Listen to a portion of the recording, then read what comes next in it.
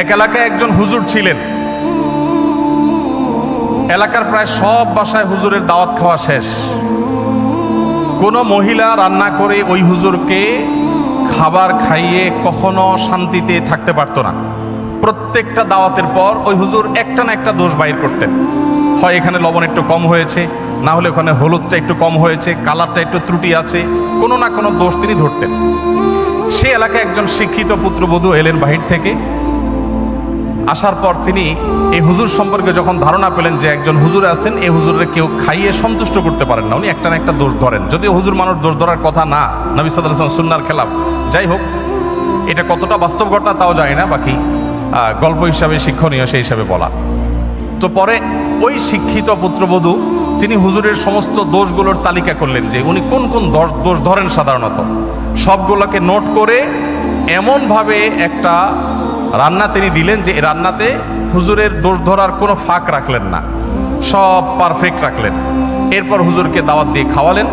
খাওয়ার পরে এবার পুরুষদের দিকে দিয়ে জিজ্ঞাসা করলেন, এবার হুজুরকে জিজ্ঞাসা করো আজকের খাবার কেমন হয়েছে, কমেন্ট করতে বলো।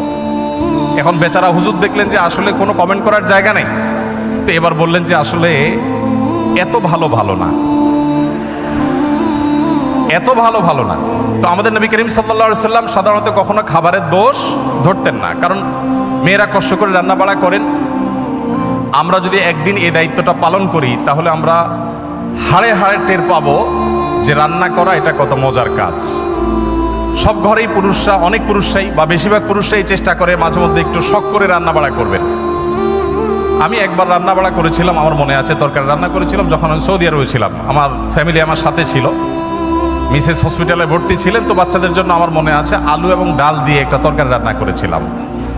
দুর্ভাগ্যের বিষয় যে সেই তরকারি আমি ছাড়া পরিবারের সদস্যদের কেউ খায়নি।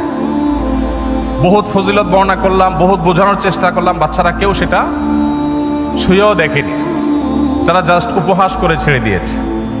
অথচ সে আলু আর ডাল রান্না করতে যে পরিমাণ কষ্ট আমার গেছে, যে পরিমাণ ঘাম আমার ঝরেছে, যে পরিমাণ পেরেশানি আমার হয়েছে, সেটা আমি বলে তাদেরকে বোঝাতে পারতাম না। তো আমরা যারা কথায় কথায় খাবারের দোষ ধরি, আমাদের নবী সাল্লাল্লাহু আলাইহি ওয়াসাল্লামের এই সুন্নাত থেকে শিক্ষা নেওয়া উচিত যে মা বোনদের, আমাদের স্ত্রীদের, মহিলাদের খাবার যদি কখনো পছন্দ হয় আমরা খেলাম, আর অপছন্দ না হলে আমি খেতে চাচ্ছি না, অপারগতা প্রকাশ করলাম, আমরা দোষ ধরবো না। কঠিন, কিন্তু এই কাজটা আমাদেরকে করতে হবে যদি আমাদেরকে আদর্শ মুসলমান হতে হয়। আল্লাহ আমাদের সবাইকে সেই তৌফিক দান করুন।